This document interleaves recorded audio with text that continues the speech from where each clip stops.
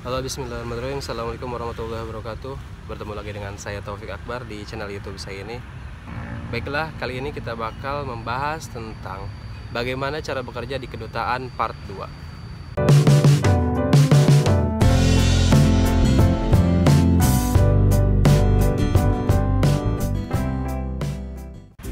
Oke, terima kasih buat kalian yang udah subscribe.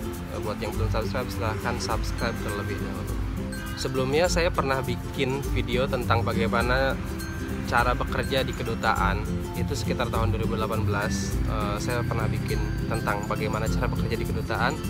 Dan banyak banget pertanyaan yang muncul di sana. Dan pertanyaannya banyak banget. Saya juga sempat jawabin juga di kolom komentar. Dan biar lebih ringkas, saya juga mau rangkum lagi di video ini. Dan saya juga bakal bahas tentang pada bulan ini, di bulan Agustus 2020 ini, Kementerian Luar Negeri RI juga membuka pendaftaran buat pegawai setempat di perwakilan RI di luar negeri. Jadi kita bakal bahas di video ini.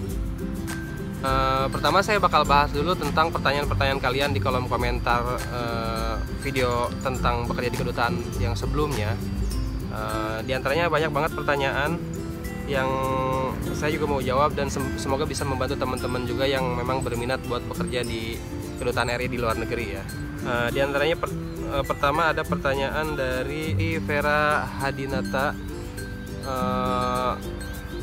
Katanya, Kak, nanya dong, untuk lokal staff memangnya itu pakai biaya sendiri? Bagaimana biaya hidup di sana? Biaya apa dulu nih? Ya, maksudnya memang lokal staff kan pegawai kontrak dan kita tidak ditanggung oleh negara seperti diplomat gitu ya, seperti PNS pada umumnya. Jadi kita tuh digaji dan dibayar secara kontrak, dan untuk biaya berangkat ke sana, biaya hidup di sana ya memang kita menggunakan biaya yang kita dapatkan dari gaji gitu. Misalnya kayak kamu dibayar berapa ya, makan, biaya tempat tinggal ya kamu menggunakan dari gaji gitu kan. Maksudnya biaya sendiri itu ya. Termasuk ya pas berangkat ya kita tidak ditanggung oleh pemerintah, kita berangkat dengan menggunakan biaya sendiri, betul. Itulah bedanya. Maksudnya kalau yang PNS diplomat itu berangkat, tempat tinggal memang ditanggung oleh negara. Ya, itu lebih beda dengan tenaga kontrak gitu. Tenaga PNS dengan kontraknya jelas beda pasti. Kedua, mau kerja di bagian kitchen di kedutaan kira-kira ada nggak? Di bagian dapur maksudnya ya. Chef gitu, itu ada sebenarnya. Kedutaan tuh ada biasanya di perwakilan tuh ada duta besar atau ada konsulat jenderal. Itu biasanya mereka tuh difasilitasi juga dengan ART atau dengan koki gitu. Jadi dengan chef ya. Itu biasanya ada pendaftarannya setahu saya dulu, di rekan-rekan saya dulu di Tripoli, memang mereka daftar di Mensesnek ya. Mereka daftar di Kementerian Sekretaris Negara gitu. Untuk infonya sih kadang-kadang kita dapat dari ini aja sih, dari jaringan-jaringan perwakilan lain gitu. Kalau untuk pengumumannya belum tahu juga. Biasanya untuk yang chef mungkin di antara chef akan banyak informasi sih terkait itu. Tapi untuk bagian kitchen ada ya. Halo Kak, ini juga pertanyaan sering banget ditanyakan dari Siska Dewi Paramita. Halo Kak, apakah lokal staff bisa menjadi home staff? Enggak ya. Lokal staff enggak ada istilahnya naik level menjadi home staff. Atau lokal staff kan sekali lagi, lokal staff itu adalah kontrak. Sedangkan home staff itu PNS gitu. Sedangkan kalau lokal staff kan pendaftarannya dengan seleksi lokal staff. Kalau untuk menjadi PNS berarti si lokal staff itu harus mendaftar atau ikut seleksi di Indonesia, seleksi PNS, CPNS gitu. Jadi daftar CPNS. Jadi nggak bisa misalkan lokal staff yang udah bekerja 10 tahun terus jadi PNS, enggak. Jadi tetap ada seleksinya khusus, dan persyaratan untuk menjadi diplomat atau menjadi PNS pun kan ada persyaratannya kan, nggak sembarangan. Maksudnya nggak semua orang bisa daftar juga. Jadi ada persyaratan umur, persyaratan pendidikan dan sebagainya gitu. Oke, mudah-mudahan cukup membantu ya. Jadi nggak bisa lokal staff tiba-tiba jadi home staff, enggak sih, nggak bisa. Terus ada dari Ragil mau tanya, paspor dan visa dibuatin diurus oleh KBRI free atau berbayar? Kalau misalnya sudah punya paspor gimana? Apakah harus buat lagi? Paspor misalnya ada perwakilan yang memang paspornya paspor hijau. Paspor hijau itu berarti paspor biasa ya, paspor biasa umum. Itu ya kita bikin sendiri, biaya sendiri yang jelas ya kan. Ada juga di negara-negara rawan, dulu saya di Libya termasuk negara rawan, dan beberapa negara lainnya itu menggunakan paspor biru. Kenapa biru? Itu paspor dinas. Biasanya untuk lebih mempermudah administrasi kita di negara-negara itu gitu. Di negara rawan memang berbeda sih secara apa namanya, birokrasi di sana juga lebih ribet. Jadi ketika menggunakan paspor biru akan lebih membantu sih sebenarnya, makanya. Nah, kalau paspor biru itu kan paspor dinas itu dibikin di Kementerian Luar Negeri, di biro konsuler Kementerian Luar Negeri. Itu ada pelayanannya khusus di sana. Jadi dibikinin oleh Kemlu, paspor dinas. Dan kalau paspor untuk diplomat tuh namanya ada paspor hitam, diplomatic paspor, beda lagi. Itu ya. Jadi kalau paspor hijau ya bikin sendiri. Kemungkinan kalau belum bikin, dibuatkan surat pengantar, bisa jadi dibuatkan surat pengantar oleh Kemlu, bisa aja, kita bisa minta. Termasuk visa, misalkan kita mau penempatan ke US misalkan, atau mau penempatan ke negara tertentu, nanti Kemlu akan membuat surat pengantar sih untuk membuat visa. Karena visa ya kita urus, kita datang ke kedutaan, ke perwakilan negara yang kita tuju gitu. Ya prosesnya bisa panjang sih, tapi Kemlu bisanya membantu dengan surat pengantar. Terus ada juga dari Aisyah, mau nanya, saat ngirim berkas lamaran itu kita jelasin mau jadi lokal staff KBRI mana ya? Enggak ya, atau tulis aja lokal staff. Jadi kita tuh ketika daftar aja sebagai lokal staff gitu. Sedangkan yang akan menentukan kita ke negara mana itu nanti Kemlu yang menilai. Kayak dulu misalkan ada teman-teman saya juga dulu sempat dia daftar untuk menjadi, bukan daftar ya, jadi kita tuh seleksi umum lokal staff. Nanti di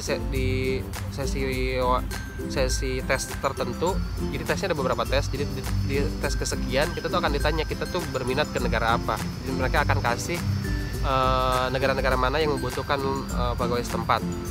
Nanti kita bisa pilih gitu. Jadi mereka butuh apa sesuai dengan spesifikasi kita bisa pilih.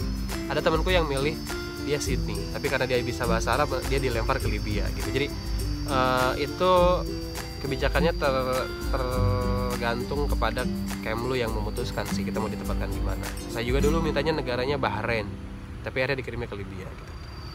Jadi daftar sebagai lokal staff, nanti di sesi kalau kita lolos ke tes selanjutnya, di tes kesekian kita akan ditanya, kita akan ditawarkan pilihan beberapa negara sih. Meskipun akhirnya tetap Kemlu yang memutuskan. Selanjutnya tips and trick dari Ratna Kumala. Tips and trick serta contoh CV dan surat lamaran. Untuk sertifikat bahasa ada minimalnya nggak? Nanti untuk sertifikat bahasa ada ketentuannya. Untuk di pendaftaran lokal staff yang 2020 ini, yang Agustus 2020 ini, nanti ada penjelasan lebih detail sih. Tips and tricks ya bikin aja CV yang seperti biasa, surat lamaran formal seperti biasa. CV ya jelaskan pendidikan, pernah kerja di mana, skill apa, skill juga ditambahkan, kamu punya skill apa, punya skill video editing atau skill menulis, skill debat atau skill bahasa asing, skill marketing dan sebagainya. Skill-skill yang kamu punya silahkan dimasukkan di situ ya. Skill-skill yang kira-kira dibutuhkan di kedutaan kamu masukkan di CV kamu gitu. Ada yang nanya juga, Amin Nurdiansyah, kalau mau masuk WHO atau UNICEF gimana? WHO dan UNICEF itu adalah badan di bawah PBB, itu daftar ke mereka karena mereka bukan di bawah RI gitu kan.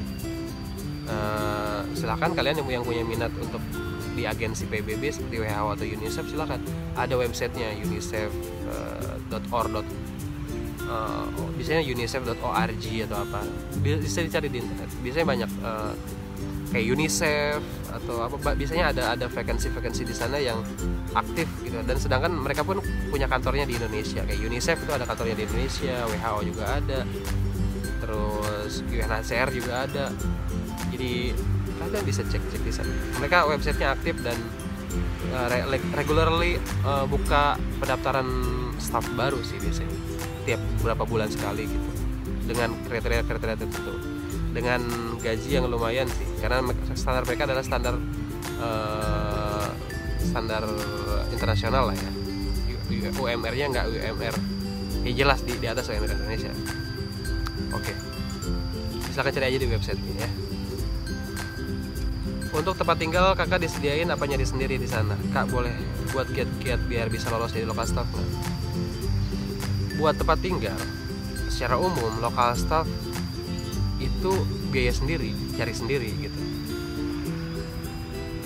Berbeda kasus dengan di negara-negara rawan, biasanya memang karena kita berada di pengungsian ya statusnya. Jadi saya di Libya itu kita punya kantor di Libya, tapi kita juga punya kantor sementara di Tunisia, di Jerba.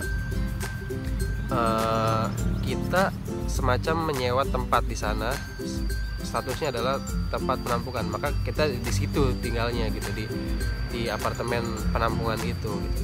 Sedangkan dalam kondisi normal kita ya nyewa rumah juga gitu, secara umum menyewa rumah dengan biaya dari salary yang kita dapat dari perwakilannya. Kiat-kiat biar bisa lolos jadi local staff, bahasa asing sih sebenarnya, bahasa asing, percaya diri, ngomongnya harus bisa ngomong sih. Di kedutaan tuh kita bakal ketemu dengan orang-orang banyak, bakal berhadapan dengan orang, entah itu warga kita atau stakeholder kita di luar negeri sana gitu. Jadi kita harus bisa bernegosiasi, bisa berdiskusi, bisa berbahasa asing, itu kunci banget sih. Bayangkan kamu kerja di sebuah tempat yang ketemu dengan banyak orang dan nggak bisa ngomong gitu, it will be very burden you. Jadi kita bakal ribet banget sih kalau kita nggak bisa bahasa asing dan kita nggak punya skill komunikasi yang baik gitu. Jadi tips and triknya untuk jadi local staff sih kayaknya emang selain skill-skill yang memang dibutuhkan seperti pengetahuan politik, pengetahuan hubungan internasional, pengetahuan internasional ya, global gitu, wawasan internasional itu penting. Selain dari itu yang paling penting lagi adalah skill komunikasi sih. Bisa berdialog, bisa berdebat, bisa bernegosiasi, bisa menerjemahkan gitu. Jadi itu sih, mesti kita tonjolkan kemampuan itu. Kak, kalau misal kita berbahasa asing di luar bahasa PBB, misal bahasa Belanda, kira-kira bakal jadi nilai plus juga ya? I think yes. Jadi bahasa apapun, bahasa asing apapun yang kita miliki itu bakal jadi nilai plus sih. Tapi again, untuk lolos atau tidaknya itu berdasarkan kebutuhan. Misalkan kamu bisa bahasa Korea atau bahasa Belanda, tapi Korea dan Belanda sedang tidak butuh staff, ya kemungkinan enggak gitu. Tapi kan kenapa bahasa PBB?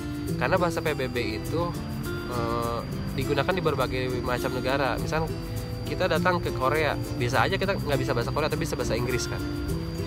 Itu akan lebih dimaklumi dibanding kita sedangkan Korea itu yang menggunakan bahasa Korea hanya Korea gitu kan, Korea Utara, Korea Selatan gitu. Misalkan kalau bahasa PBB nih, misalkan contohnya bahasa Arab itu digunakan lebih dari 10 negara gitu. Jadi kita bisa bahasa Arab, kita bisa ke negara Arab manapun gitu.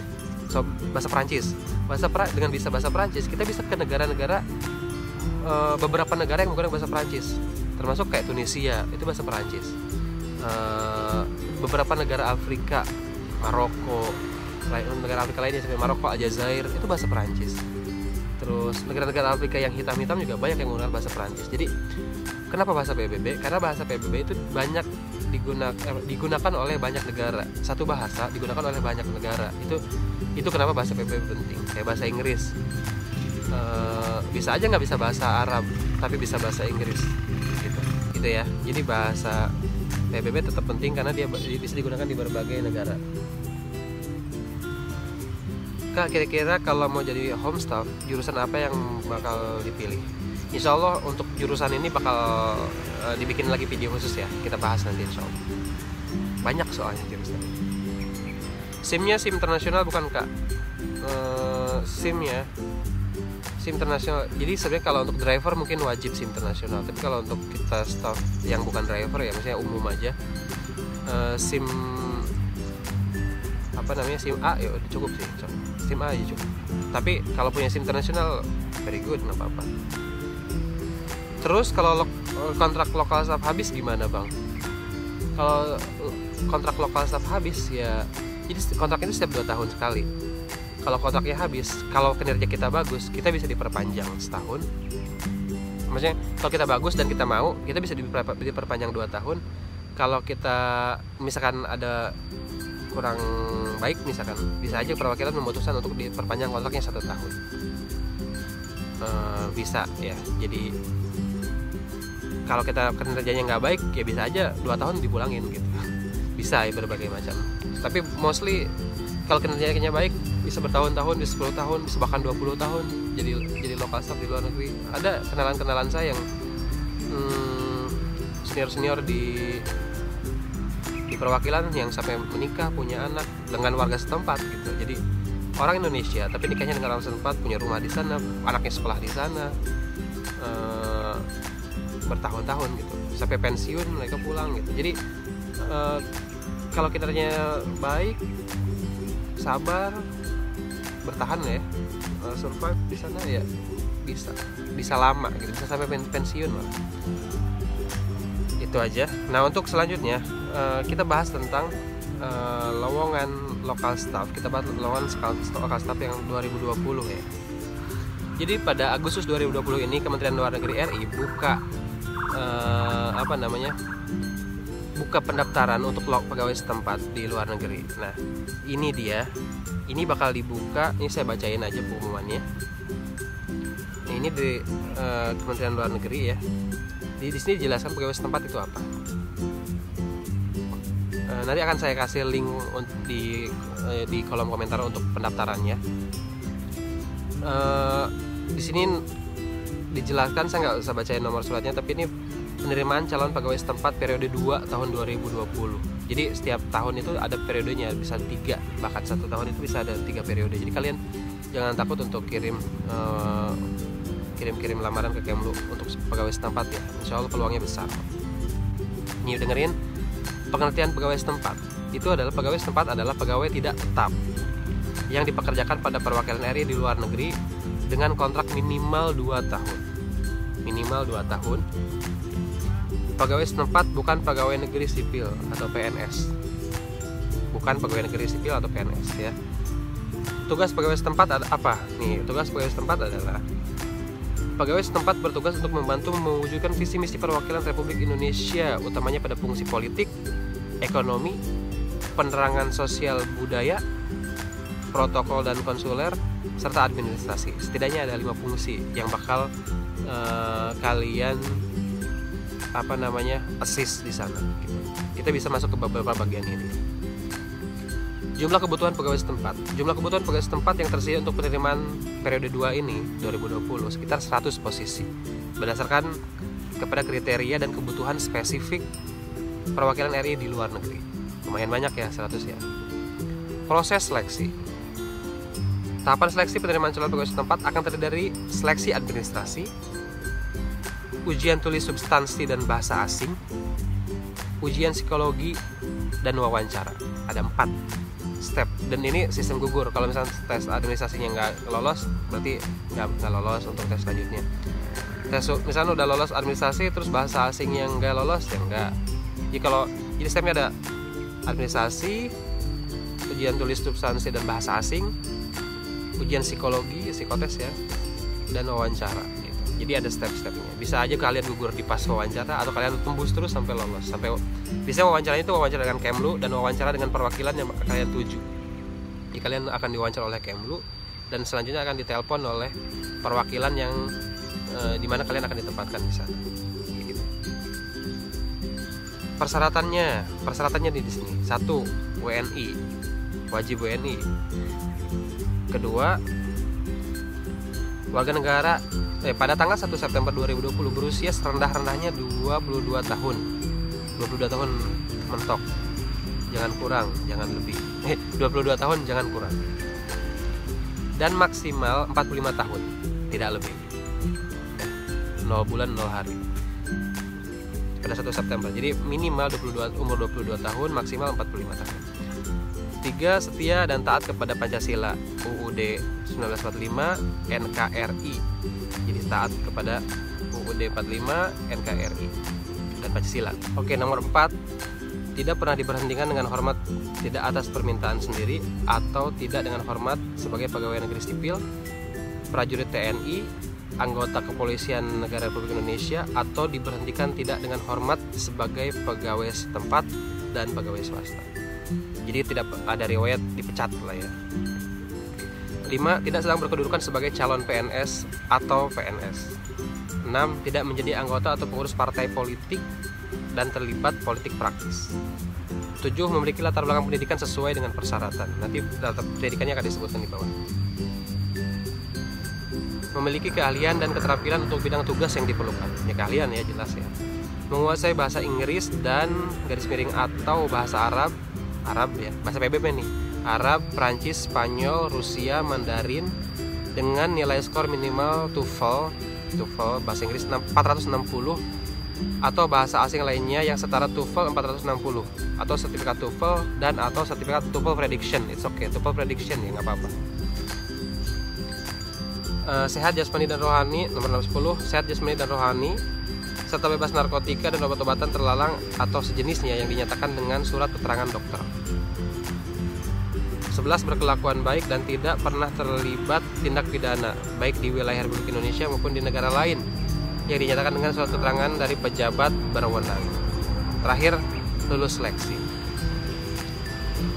Untuk persyaratannya, persyaratan administrasi pelamar ialah di sini memiliki ijazah minimal adalah D3 dengan jurusan atau bidang, jadi bisa lebih luas. Jurusan atau bidang sebagai berikut: hubungan internasional, politik, administrasi, kajian wilayah, komunikasi, sastra, Inggris, Arab, Prancis, Spanyol, Rusia, Mandarin, hukum, ekonomi, studi pembangunan, manajemen, akuntansi, bisnis, keuangan, pariwisata, kesenian. Nih, kesenian boleh, banyak yang nanya soalnya di YouTube sebelumnya. Kerawitan boleh nggak? Boleh. Jadi di beberapa perwakilan justru butuh.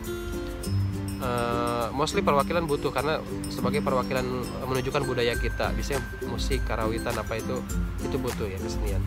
Selanjutnya teknik informatika, sistem informasi, komputer, teknik elektro, dan sekretaris. Itulah beberapa kebutuhannya ya, maksudnya jurusan-jurusan yang bisa daftar.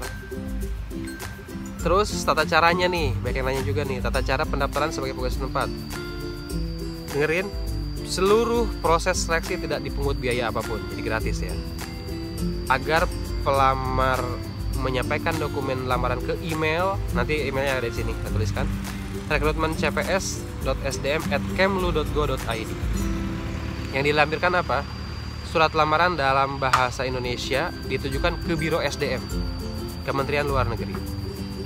2. CV terbaru, formatnya bebas. Jadi pada yang nanya juga tadi formatnya seperti apa, bebas. Kalian formatnya seperti apa? Nanti tadi masukkan profil kalian, skill kalian apa di situ masukkan.